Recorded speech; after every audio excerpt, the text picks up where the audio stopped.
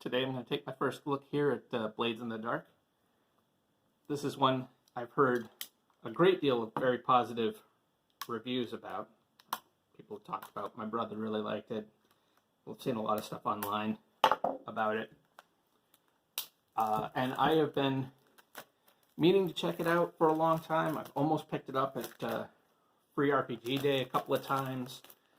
But for whatever reason, I haven't gotten it. And then recently I have been working on an idea for doing an urban-based game. A Lankmar type, but a little bit more over the top, a little bit more loosey-goosey. Anyway, I've been thinking about doing the city thing, and I know that Blades of the Dark has a lot of urban-related stuff, and I'm very interested in that. Now, this is a nice, solid hardcover book. Little ding in the corner in shipping, but that's, that happens. The big thing that I know about this one is a lot of people talk about the progress clocks.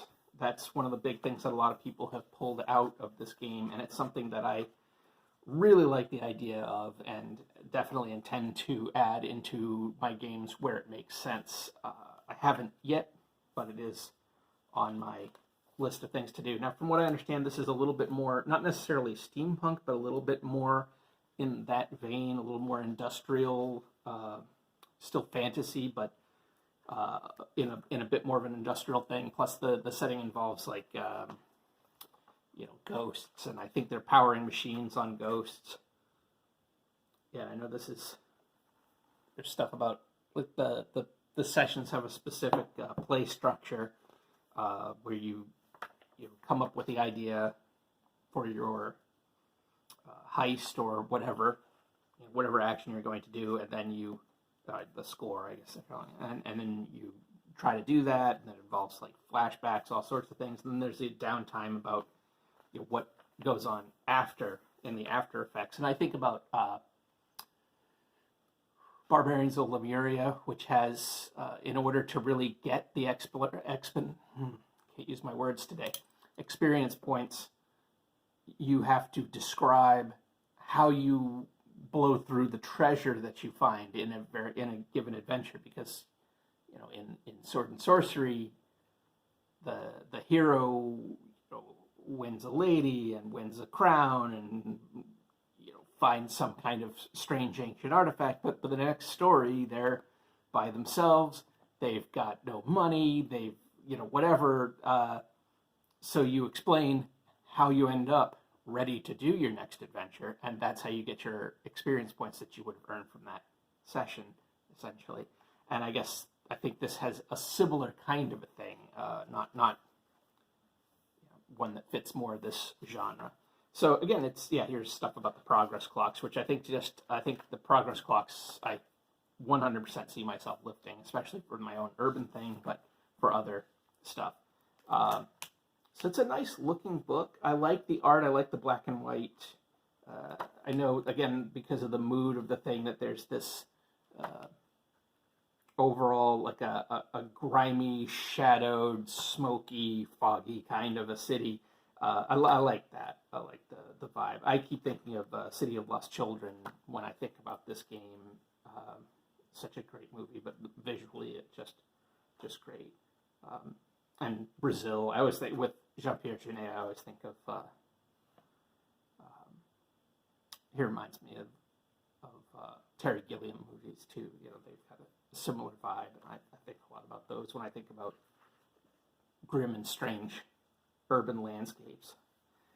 So anyway, there's a lot, like chapter on downtime, different character archetypes, I guess. The smuggler. I haven't really looked too deeply at. So when you're trying to put together your crew, you find out what your crew is like, and then they've got their sort of archetypes, which I think in some games would be like a class, but I don't think this is quite in that sort of D&D classy thing.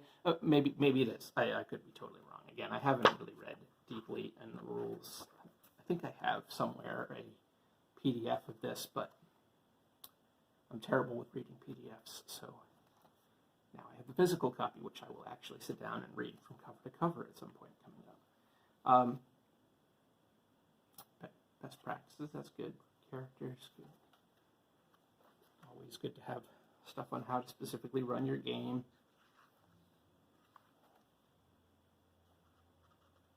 Don't call for specific action roll. Don't make the PCs look incompetent. Don't overcomplicate things. Yeah, boy, that's something to learn. Don't let planning get out of hand. Yeah. Don't hold back on what they earn. That's always a good idea. I've been thinking more and more about that.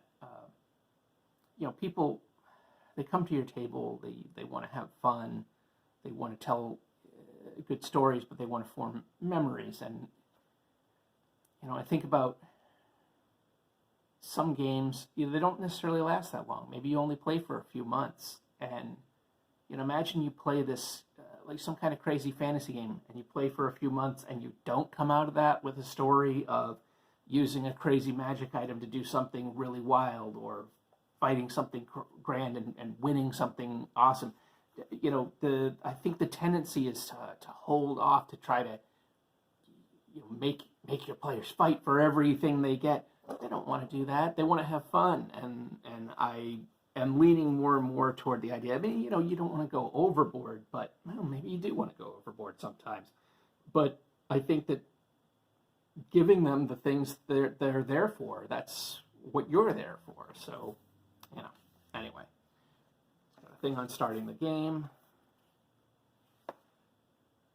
Strange forces. I think this, this gets into the supernatural side of things with like the ghosts. I also think about the Ghost Rock from Deadlands.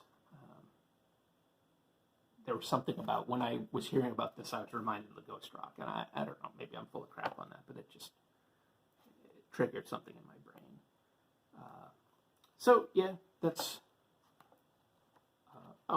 here we go. This is also something I'm very interested in, because in doing this potential urban game that I'd like to do, I really want to get into making the city a character and really diving into it. I recently drew up just a few blocks of a city, and in my head I want like multiple adventures in a long period of time, just dealing with that little neighborhood. I love the idea of that. I like finding ways that the districts are interesting, and parts of the city have so many stories. I've become more and more of a city person the older I get, and the more fascinated I become with all of the things that happen in the little corners of major cities, and I want to recreate a little bit of that. And so anyway, I like what it looks like this does with a lot of these, breaking down the districts into their various traits and what they've got going on. And it's more important, I think, sometimes to get a feel for the area than it is to necessarily know the exact map of these buildings. That's my thought on it anyway. So, yeah.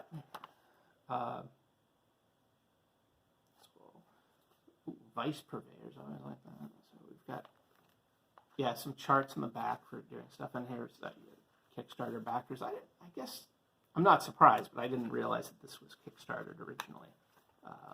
So let me see. I'll show the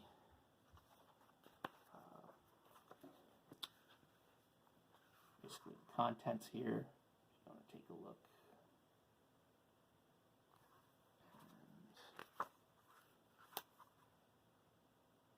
See what you're going to see in this game.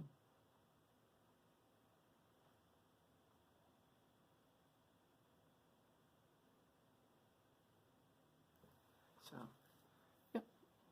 so again, nice, fairly thick hardcover. What are we talking here? 326 pages, including the index. It has an index. That's important. Nice glossy paper, fairly heavy, not super expensive. List price $30. I got a little bit of a deal on it, but not really super expensive for a book that size. A little bigger than a digest size. Anyway, Blades in the Dark, that's my first look. There are so many videos out there that talk about this game. This game got so many rave reviews. You're not going to be short of finding people's deep dives into it, and I'm sure there's some actual plays and all of that stuff. But anyway, that's my first little flip through on this, and I hope to read this really soon. Take care.